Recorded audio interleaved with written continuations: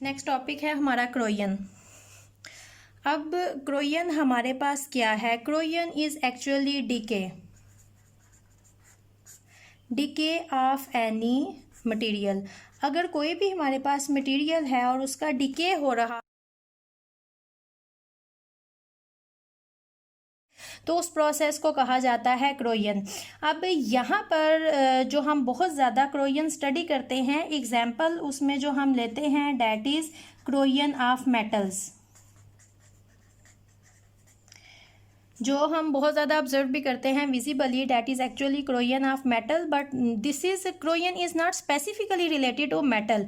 क्रोयन is actually decay of any material, not only metal. अगर हम अपनी सेंस की बात करें तो we know that corrosion is decay of metal, जो हम घरों में यूज़ करते हैं, डोर्स और विंडोज़ ऑफ आयरन और एलुमिनियम, जो उनका डिके होता है उसको हम क्रोयन कहते हैं। जंग लगना, रस्टिंग है डैट इज़।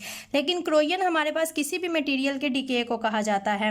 तो हम यहाँ पर जो एग्जाम्पल स्टडी करेंगे that is decay of metals, तो हम मेटल्स की क्रोयन को स्टडी करेंगे। अब क्रोयन मेटल्स की हमारे पास होती किस तरह से है, या इस प्रोसेस में हमारे पास होता क्या है? क्रोयन एक्चुअली डेफिनेशन अगर इसकी देखी जाए तो हमारे पास डेफिनेशन क्रोयन की क्या है?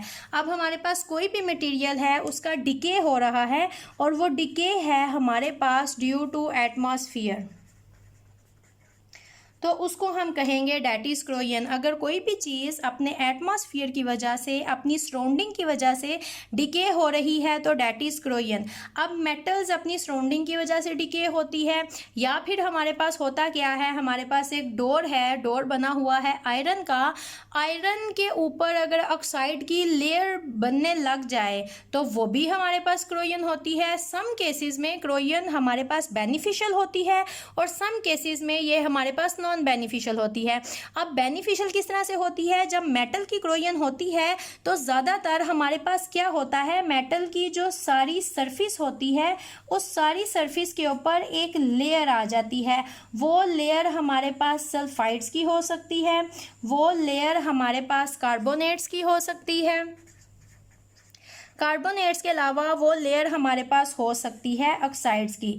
तो कुछ केसेस में मेटल की पूरी सरफेस के ऊपर सल्फाइड, कार्बोनेट, ऑक्साइड, इनमें से किसी की भी एक पूरी कोटिंग हो जाए, एक पूरी लेयर बन जाए, तो वो अब वहाँ पर प्रोटेक्शन काज कर देती है। ऊपर एक लेयर बन जाती है ऑक्साइड की या सल्फाइड की, तो जो नीचे हमारे पास मेटल है वो सारी की सारी प्रोटेक्ट हो जाती है, फिर उसका डिके नहीं होता। लेकिन कुछ केसेस में हमारे पास क्या होता है, मेटल की जो डिके है वो जब स्टार्ट होता है तो वो पेनिट्रेट करना शुरू कर देता है मेटल की सरफेस के अंदर, और जब उसकी पेनिट्रेशन हमारे पास स्टार्ट हो जाती है तो फिर हमारे पास वहां पर डीकम्पोजिशन टोटल स्टार्ट हो जाती है और मेटल वहां से डिसअपीयर होना शुरू हो जाएगी। वहां पर एक्चुअली मेटल की रस्टिंग बहुत ज़्यादा स्टार्ट हो जाती है। Actually it is a slow process, time consuming है, लेकिन इस प्रोसेस को जो चीज़ इन्हेंस कर सकती है, जो चीज़ तेज़ करती है, फास्ट करती है, डैट इज़ वाटर। अगर हमारे एटमॉस्फेयर में मॉइस्चर है, वाटर है, तो वो क्रोयन के प्रोसेस को बहुत ज़्यादा फास्ट कर देता है। अब वाटर किस तरह से फास्ट कर देता है? एक्चुअली जो वाटर होता है ये अलो करता है, किस चीज़ को अलो करता है? ये अलो करता है कि जो क्रोयन है, जो क्रोयन हो रही है, ये पेनिट्रेट कर जाए, ये मेटल की सरफेस के अंदर चली जाए। अगर पेनिट्रेट कर जाएगी, पेनिट्रेट करने के बाद सारी की सारी मेटल जो है उसकी डिकम्पोजिशन हमारे पास स्टार्ट हो जाती है। तो वाटर क्रोयन के प्रोसेस को फास्ट करता है दो तरह से।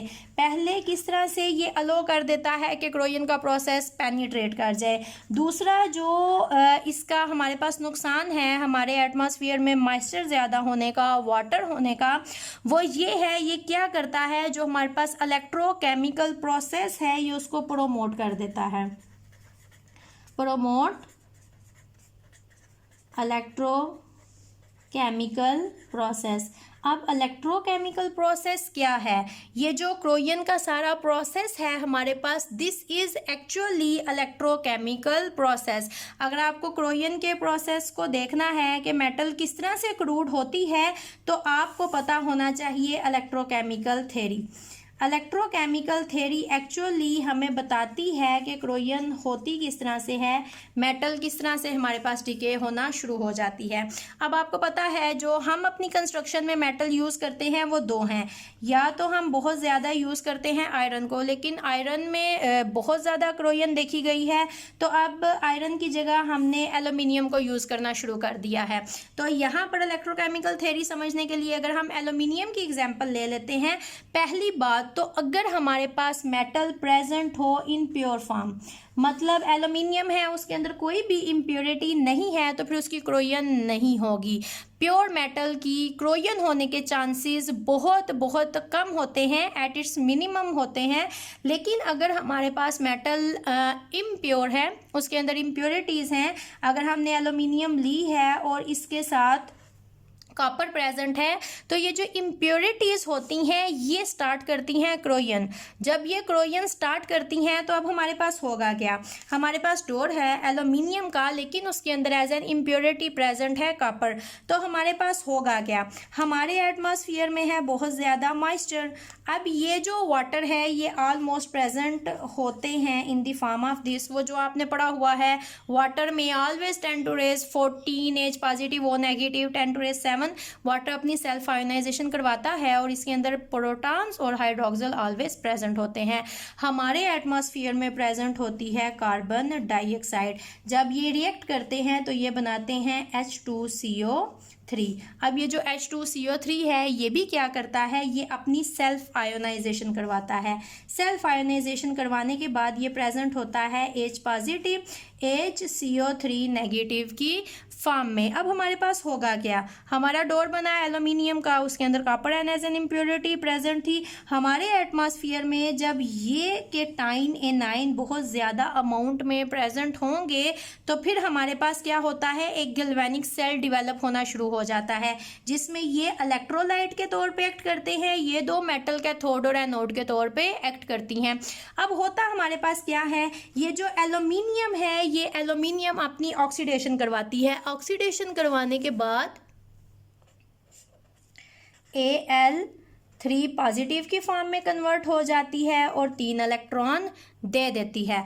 अब ये तो हमारे एटमॉस्फेयर में ऑल द टाइम प्रेजेंट है। एज वी आर सेइंग कि पानी जितना ज़्यादा होगा क्रोयन का प्रोसेस उतना ज़्यादा फास्ट हो जाएगा। अब ये जो बना है Al3 पॉजिटिव के टाइन, ये क्या करेगा, ये लेता है हाइड्रोक्सिल और ये अपने हाइड्रोक्साइड बना के ये हाइड्रोक्साइड इन्वायरमेंट के साथ मिक्स होना शुरू हो जाते हैं। तो अगर एल्यूमिनियम का डोर है, एल्यूमिनियम बना रही है हाइड्रोक्साइड और इन्वायरमेंट में जाती जा रही है, तो वहाँ से तो एल्यूमिनियम ख़त्म होती जाएगी। तो वो जो आपने देखा हुआ है क्रोयन, तो देखोगे डोर्स की जो लोअर पार्ट होते हैं जहाँ पर जब हम सफाई करते हैं और पानी बहुत ज़्यादा इन कॉन्टैक्ट आता है, रस्टिंग का प्रोसेस वहाँ पर बहुत फास्ट होता है, क्योंकि पानी वहाँ पर मॉइस्चर बहुत ज़्यादा मिलता है उनको। और वहाँ आप देखोगे होल्स छोटे छोटे, फिर आहिस्ता आहिस्ता अगर आप उसको प्रॉपर नहीं देख रहे हो, पेंट्स नहीं कर रहे हो रेगुलर, तो वहाँ से वो टोटली डिसअपियर होना शुरू हो जाएगा। ये हमारे पास गिल्वेनिक सेल डेवलप होता है, ये हमारे पास इलेक्ट्रोलाइट्स हैं। यहाँ पर ये जो मेटल है हमारी एल्यूमिनियम, इसने एनोड के तौर पे एक्ट किया है और अपनी यहाँ पर करवा दी है ऑक्सीडेशन। अब हमारे पास होता क्या है, रिडक्शन यहाँ पर किसकी होगी, यहाँ पर है हमारे पास hydrogens in the form of protons. ये यहाँ से इलेक्ट्रॉन को लेते जाते हैं, हाइड्रोजन के साथ मिल के हाइड्रोजन गैस बनाते जाते हैं और यहाँ पर होती है हमारे पास रिडक्शन, और जो हमारी मेटल थी उसकी हो जाती है ऑक्सीडेशन। नाउ क्वेश्चन इज कि क्यों एल्यूमिनियम की ऑक्सीडेशन हुई है और कॉपर की ऑक्सीडेशन नहीं हुई। तो आंसर इज कि आप इनको इलेक्ट्रोकेमिकल सीरीज में देखो, मेटल एक्टिविटी में देखो, तो जब एल्यूमिनियम और कॉपर को कंपेयर किया जाता है तो aluminium is more active metal as compare to copper, और जो मेटल जितनी ज़्यादा एक्टिव होती है वो ऑक्सीडेशन करवाने की टेंडेंसी उतनी ही ज़्यादा शो करती है। तो जब एल्यूमिनियम और कॉपर इन कंपैरिजन आते हैं तो एल्यूमिनियम इज मोर रिएक्टिव, तो एल्यूमिनियम अपनी ऑक्सीडेशन करवा के अपना हाइड्रोक्साइड बनाएगी और इन्वायरमेंट में चलती जाएगी। प्लस जो पॉइंट आपको याद रखना चाहिए, कॉपर वहां पर उसी तरह से